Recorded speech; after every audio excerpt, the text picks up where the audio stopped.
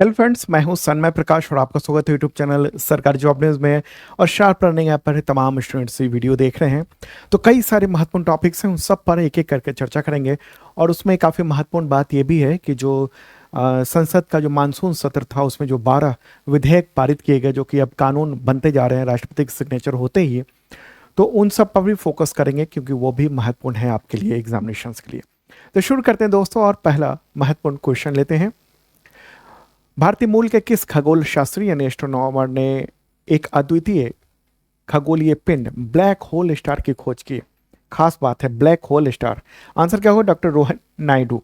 और ये न्यूज़ भी आप देख रहे हैं, हैदराबाद के हैं मूलतः ये। और उनकी टीम ने जेम्स वेब स्पेस टेलीस्कोप की मदद से शुरुआती ब्रह्मांड में से एक अनोखे ब्लैक होल स्टार उसकी खोज की है, जो आप फोटोग्राफ में भी देख रहे हैं। छोटा सा दिख रहा है, उसके बीच में ना एक स्टार है, उसके बीच में ब्लैक होल है। तो इस ब्लैक होल स्टार को नाम दिया गया है MOM BH1, जो कि पृथ्वी से अरबों प्रकाश वर्ष दूर है। वैज्ञानिकों का कहना है कि ये सामान्य तारों की तरह नहीं चमकता है। ये ब्लैक होल स्टार सौरमंडल के आकार का है, मतलब कि अपना जो जिसमें पृथ्वी है उस आकार का है, और गैसों के बादलों से घिरा हुआ है। तो जेम्स वेब टेलीस्कोप, जो कि नासा ने उसको स्थापित किया था कई सारे अंतरिक्ष एजेंसियों की मदद से साथ में लेकर, तो उससे इसके बारे में पता चला है। और उसकी जो लीड किया सर्च करने में इन्होंने किया है डॉक्टर रोहन नायडू ने। ठीक है, तो लिटिल रेड डॉट्स कहते हैं वैज्ञानिक इस तरह की चीज़ों को। और ये जो चीज़ है वो नेचर जनरल है, जो उसमें भी प्रकाशित हुई है ये। ब्लैक होल स्टार को अगर कहें, देखिए आमतौर पर क्या होता है कि तारे अपने अंदर होने वाली जो प्रक्रिया है उसकी वजह से चमकते हैं, जिसको न्यूक्लियर फ्यूजन कहते हैं। जैसे हमारा सूर्य जो है वो हाइड्रोजन से हीलियम बनने की प्रक्रिया होती है और उसमें एनर्जी निकलती है। तो वैज्ञानिकों के मुताबिक ये ब्लैक होल स्टार में बीच में एक ब्लैक होल होता है, उसके चारों तरफ काफ़ी मात्रा में गैसेस होती हैं, और इस दौरान गैस बहुत गर्म हो जाती है और तेज रोशनी छोड़ती है। इसलिए वजह से ये जो है ना दूर से चमकते हुए तारे की तरह दिखती है। ठीक है, तो ये एक महत्वपूर्ण ये बात रही। इसके अलावा एक ब्रह्मांड भी मिला है, यूनिवर्स भी मिला है अलग से, 66 करोड़ साल पुराना। उसके बारे में भी मतलब रिसर्च जो है ना वो सामने आई है, और ये जेम्स वेब टेलीस्कोप की मदद से ही ये किया गया है। रोहन नायडू के बारे में अगर कहें, इन्होंने मतलब ये इंजीनियरिंग कर रहे थे भारत में, लेकिन 18 साल की उम्र में इन्होंने पढ़ाई वढ़ाई छोड़ के चले गए थे विदेश। फिर सिंगापुर के येल NUS कॉलेज में गए, वहाँ पर रिसर्च किया, मतलब वहाँ पर पढ़ाई वगैरह की। बाद में फिर हार्वर्ड यूनिवर्सिटी से वो PhD वगैरह किया उन्होंने। फिर MIT में भी वो काम किया उन्होंने। तो ये है बात। अगला क्वेश्चन है कि दुनिया के सबसे कम उम्र के चार्टर्ड अकाउंटेंट यानी CA बनने वाले भारतीय मूल के व्यक्ति कौन है? तो लक्ष्मण मयप्पन नाम है इनका। ठीक है, और ये फोटोग्राफ देख रहे हैं, भारतीय मूल के हैं, दुबई में रहते हैं लक्ष्मण मयप्पन। तो मात्र 16 वर्ष 141 दिन में ये वर्ल्ड रिकॉर्ड बनाया है, रिकॉर्ड भी गिनीज का वो सामने है। तो दुनिया के सबसे कम उम्र के चार्टर्ड अकाउंटेंट घोषित कर दिए गए हैं उनको। और वो उनको फाइनेंस में जो रुचि है वो लॉकडाउन के समय आई थी। ठीक है, तो उन्होंने डिग्री ले ली है, उनको डिग्री मिल चुकी है, और वो फाइनेंस में MBA वगैरह भी कर रहे हैं, आगे के कोर्सेज भी कर रहे हैं। अगला क्वेश्चन है कि राष्ट्रीय अक्षय ऊर्जा दिवस कब मनाया जाता है? तो 20 अगस्त को मनाया जाता है। ये जो दिवस है वो अक्षय ऊर्जा दिवस जो है ना वो 2004 में केंद्र सरकार के द्वारा शुरू किया गया था। तो और ये दिवस रिन्यूएबल एनर्जी डेवलपमेंट प्रोग्राम का समर्थन करने और ऊर्जा के जो पारंपरिक स्रोत हैं उसका उपयोग करने के बजाय जो अक्षय ऊर्जा है उनकी ओर बढ़ावा दिया जाए, उसके लिए ये मनाया जाता है। चलिए अगला क्वेश्चन लेते हैं कि सद्भावना दिवस भारत के किस पूर्व प्रधानमंत्री की जयंती के रूप में 20 अगस्त को मनाया जाता है? तो वो है राजीव गांधी, पूर्व प्रधानमंत्री, उनकी जो है ना वो याद में इसी दिन 20 अगस्त 1944 को उनका जन्म हुआ था। पूर्व प्रधानमंत्री राजीव गांधी को श्रद्धांजलि और सद्भावना भाव का विस्तार करने के लिए यह दिवस मनाया जाता है। ठीक है, तो ये है इंपॉर्टेंट बात। चलिए आगे बढ़ते हैं, अगला क्वेश्चन लेते हैं। लेकिन उससे पहले बताऊं कि अगर आप करंट अफेयर्स की शानदार तैयारी करना चाहते हैं तो शार्प लर्निंग ऐप पर अब बैचेज चलते हैं करंट अफेयर्स के। एक है बेसिक मेंबरशिप बैच, अभी छूट चल रही है, इंडिपेंडेंस डे ऑफर अभी भी चल रहा है, तो ज्वाइन कर सकते हैं आप। और एक और है आईएसपीसीएस एडवांस प्रोग्राम, ये आईएसपीसीएस लेवल के जो स्टूडेंट्स हैं उनको एडवांस तैयारी के लिए कराई जाती है ये, ठीक है, तो ज्वाइन कर सकते हैं शार्प लर्निंग ऐप पर। अगला क्वेश्चन है कि जाम्बिया का राष्ट्रपति फिर से किसे चुना गया है, नाम क्या है इनका? इनका नाम है हाका इंडे हिचिलेमा, ठीक है, हाका इंडे हिचिलेमा। तो दूसरी बार वो बने हैं फिर से 5 साल के लिए, और वहाँ पर प्रधानमंत्री नहीं होते हैं बल्कि राष्ट्रपति होते हैं, वही राष्ट्रपति प्रणाली है और वही सर्वे सर्वा होते हैं। और ये रहा ये फोटोग्राफ। तो जाम्बिया का जो चुनाव आयोग है उसी ने 18 अगस्त को इसकी घोषणा कर दी है। हालांकि ये चुनाव बहुत ही विवादास्पद रहा है, वहाँ का जो विपक्ष था उसने आरोप वगैरह भी लगाए कि चुनाव में धांधली हुई है, और रिजल्ट घोषित होने से पहले विपक्षी नेताओं को जो है ना वो डिटेन कर लिया गया था वहाँ पर। तो एक बार मैप के जरिए देख लेते हैं जो जाम्बिया है वो कहाँ पर है।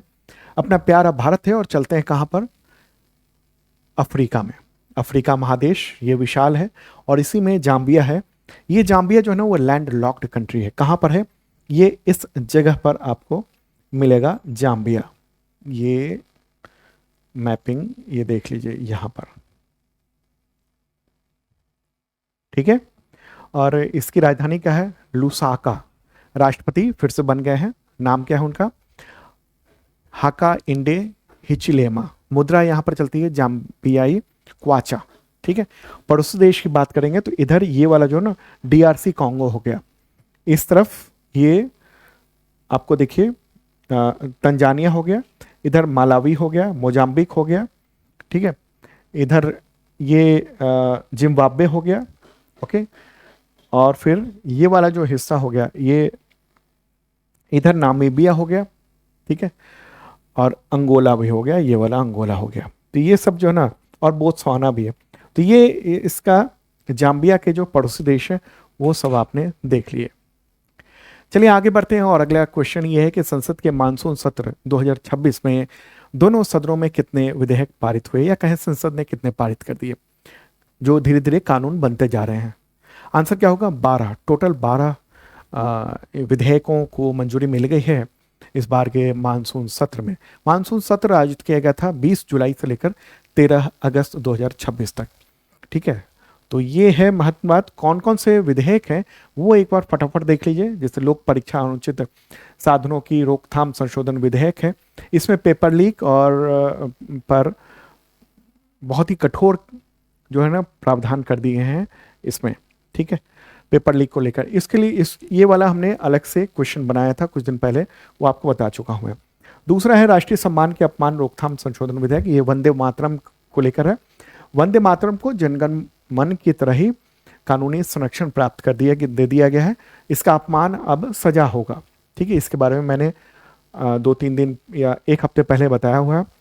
तीसरा है जन्म और मृत्यु पंजीकरण संशोधन विधेयक, इसमें ये पारित कर दिया गया है, इसके बारे में अभी बताऊंगा। फिर सूक्ष्म लघु और मध्यम उद्योग विकास संशोधन विधेयक है, एमएसएमई के क्षेत्र में जो बदलाव किया गया है उसके लिए। फिर अगला है केरल का नाम केरलम कर दिया गया है, ये संशोधन विधेयक पारित हुआ है। उच्चतम न्यायालय न्यायाधीशों की संख्या उसमें 34 से बढ़ाकर 38 कर दी गई है, मुख्य न्यायाधीश सहित ये संख्या अब सुप्रीम कोर्ट में, ठीक है। अधिकरण सुधार विधेयक यानी ट्रिब्यूनल जो है उसके लिए एक नेशनल ट्रिब्यूनल कमीशन का गठन किया जाएगा, वो है। कराधान और अन्य विधि संशोधन विधेयक है, टैक्स को लेकर है, वो आगे मैं बताऊंगा। विनियोग विधेयक है, सरकार को खर्चे के लिए और अतिरिक्त रकम की ज़रूरत थी तो उसके लिए सरकार ने संसद से परमिशन मांगी।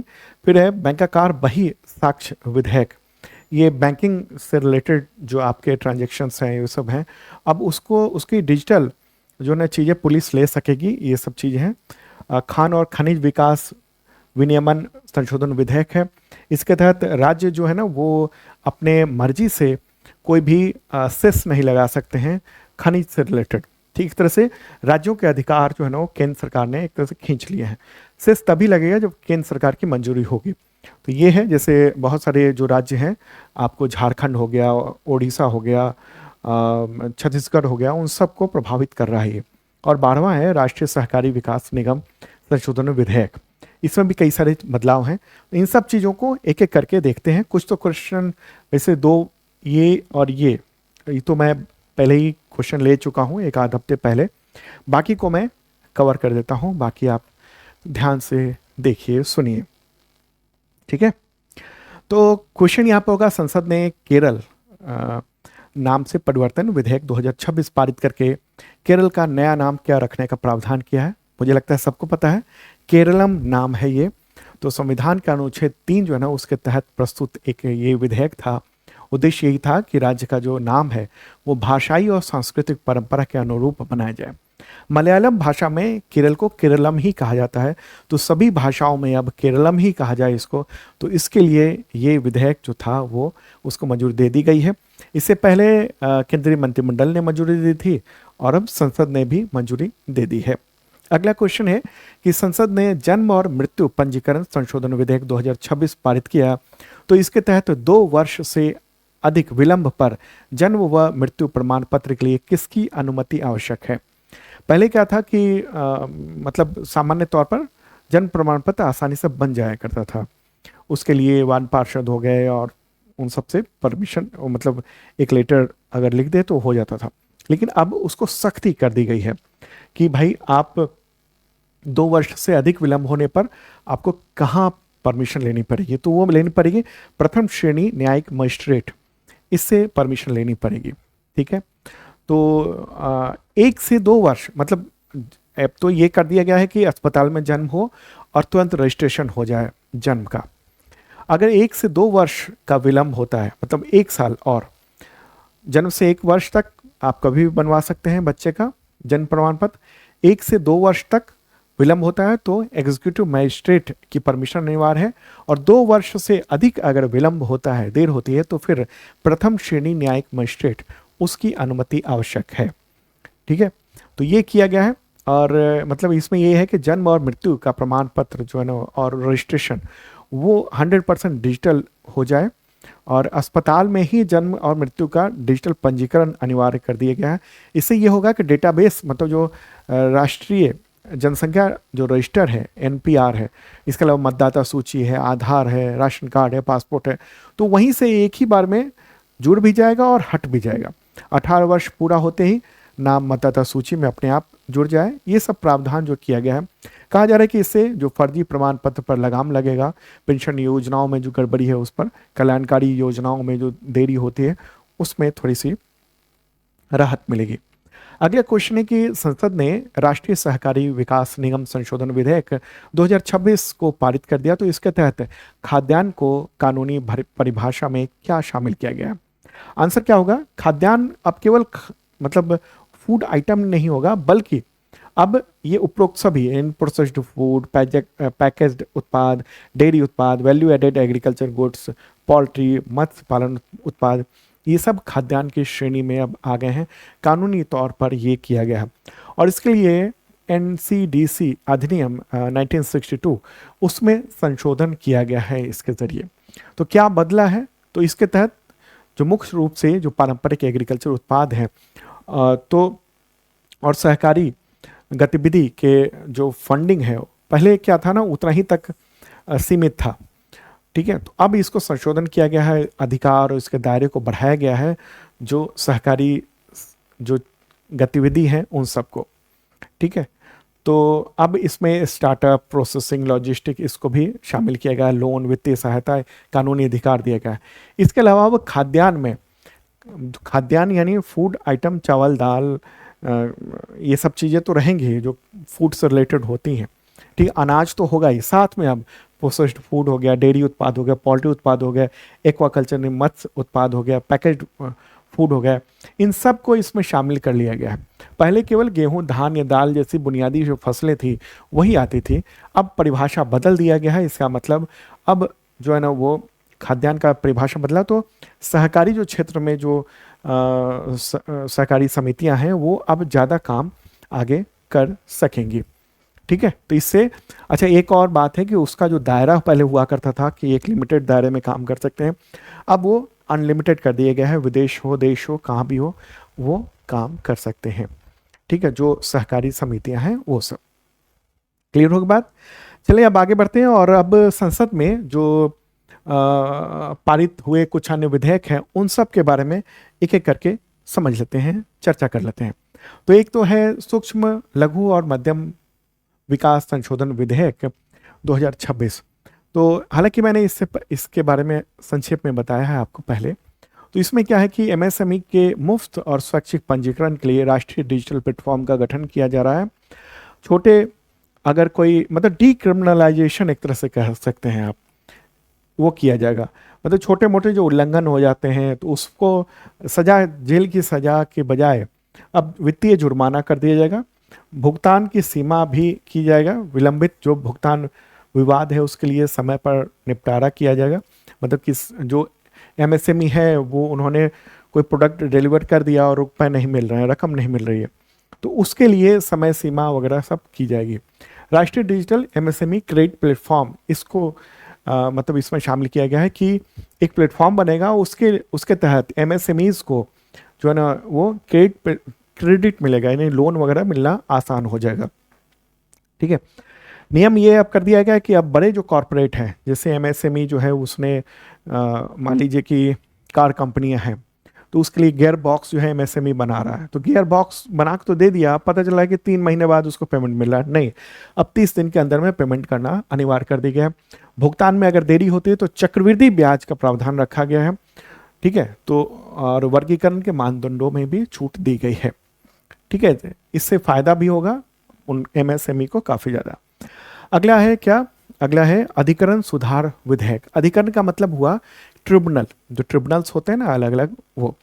इसके तहत ये किया गया है कि राष्ट्रीय यानी नेशनल ट्रिब्यूनल कमीशन का गठन का प्रावधान किया गया है और इसके सदस्य और अध्यक्षों का कार्यकाल ये सब इसमें चर्चा की गई है। तो इसमें क्या है कि कार्यपालिका के हस्तक्षेप की गुंजाइश जो खत्म हो और न्यायिक स्वतंत्रता बनी रहे, ऐसा किया गया है, ऐसा कहना है इसके जरिए ये किया गया है। ठीक है, उद्देश्य यही बताया गया है सरकार के द्वारा कि हम इस वजह से कर रहे हैं। अगला है कराधान और अन्य विधि संशोधन विधेयक 2026। एक अध्यादेश सरकार लेकर आई थी कुछ वक्त पहले, इनकम टैक्स अमेंडमेंट ऑर्डिनेंस 2026। तो उसी में जो उसी की जगह ये विधेयक पास कराया गया। इसमें टैक्स वगैरह की सीमा में ढील वगैरह की बात है। ठीक है, विवादों के निस्तारण की बात है। ठीक है, नए आयकर कानून है, उसके तहत अंतर्राष्ट्रीय आर्थिक परिस्थितियों के अनुसार इसमें किया गया फेसलेस असेसमेंट तकनीक को और बेहतर किया गया है। तो ये सब चीज़ें हैं। अगला है क्या? बैंकिंग बही साक्ष्य विधेयक। अब ये क्या है? ये जो ना इसका पुराना कानून था और उसके तहत वो उस मतलब उस निरस्त किया गया उस 1891 का जो बैंक कार बही साक्ष्य अधिनियम था, उसकी जगह ही लाया गया है। उसके जगह भी ये नया कानून ये अभी इसके जरिए बन जाएगा। तो इसमें क्लाउड आधारित रिकॉर्ड रख सकेंगे। इसके अलावा डिजिटल बही खाता होगा, लेजर हो जाए कि मतलब इलेक्ट्रॉनिक साक्ष्य उसको कानूनी मान्यता दी गई है। इससे पहले क्या होता था, अगर कोई मामला है, विवाद है, तो जो भी डॉक्यूमेंट है और डिजिटली कानून मतलब अदालत को नहीं पेश कर सकते थे। उसके लिए क्या करना पड़ता था, पूरा प्रिंट करके पूरे डॉक्यूमेंट उसको अप्रूव करके वो पूरा का पूरा डॉक्यूमेंट बैंक जो है ना उसके अधिकारी वो जाते थे बैंक अदालत में देने। अब क्या है कि सीधे पुलिस को ये दिया जा सकता है, ये डिजिटल प्रमाणित जो पूरे डॉक्यूमेंट है बैंकिंग से रिलेटेड, आपके खाते से रिलेटेड या किसी के खाते से रिलेटेड, वो सब कुछ हो सकेगा। एक और क्या है, खान और खनिज विकास और विनियमन संशोधन विधेयक 2026। अब इसमें ये जो है ना वो मूल जो कानून था उसमें संशोधन किया गया है, mines and minerals development and regulation act 1957 में। इसमें यह है कि राज्य सरकार के द्वारा जो खनिज और भूमि पर नए कर लगाने का जो पहले आज़ादी थी वो छीन ली गई है एक तरह से। मतलब कि वो बिना केंद्र सरकार की सहमति के कोई भी लेवी या कोई भी सेस नहीं लगा सकता है राज्य सरकार। ठीक है, तो उसमें यही किया गया, जैसे उससे कि प्रभावित सबसे ज़्यादा हुए हैं झारखंड है, उड़ीसा है, छत्तीसगढ़ है, और जहाँ जहाँ भी माइंस हैं वो बहुत प्रभावित हुए हैं। ठीक है, इसके अलावा है विनियोग संख्या 3 विधेयक 2026। इसमें क्या है कि सरकार को मतलब एक्सेस ग्रांट की जरूरत थी। कहाँ कहाँ के लिए? तो एक तो ऋण चुकाने के लिए 53,871 करोड़ रुपए की आवश्यकता थी। वो जो पिछला बजट पेश किया गया था उससे ज़्यादा देना पड़ रहा है। तो आपको पता होगा कि सरकार जो है ना, 1 रुपया भी या 1 पैसा भी बिना जनता की परमिशन के खर्च नहीं कर सकती है। और जनता का प्रतिनिधि कौन है? तो सांसद हैं। तो सांसद की परमिशन के बिना 1 रुपया भी एक्स्ट्रा खर्च नहीं किया जा सकता है। तो एक्स्ट्रा खर्च करना था, इसके लिए ये। इसके अलावा रेल मंत्रालय को कैपिटल एक्सपेंडिचर के लिए 196.45 करोड़ रुपए की राशि की आवश्यकता थी। तो ये है टोटल। तो 12 के 12 जो विधेयक थे वो भी आपने जान लिए, ये सब कुछ। तो दोस्तों ये था इंपॉर्टेंट करंट अफेयर्स आप सबके एग्जामिनेशंस के लिए। और हाँ, अगर आप करंट अफेयर्स की तैयारी करना चाहते हैं तो शार्प लर्निंग ऐप पर बैचेज अवेलेबल हैं। एक बेसिक है जो कि 1 डे एग्जामिनेशंस के लिए, जैसे कि एसएससी, टीचर, रेलवे, पुलिस, इन सब के लेवल का। दूसरा एसपीसीएस लेवल का करंट अफेयर्स प्रोग्राम ज्वाइन कर सकते हैं आप। ओके, मिलते हैं नेक्स्ट वीडियो में। बाय।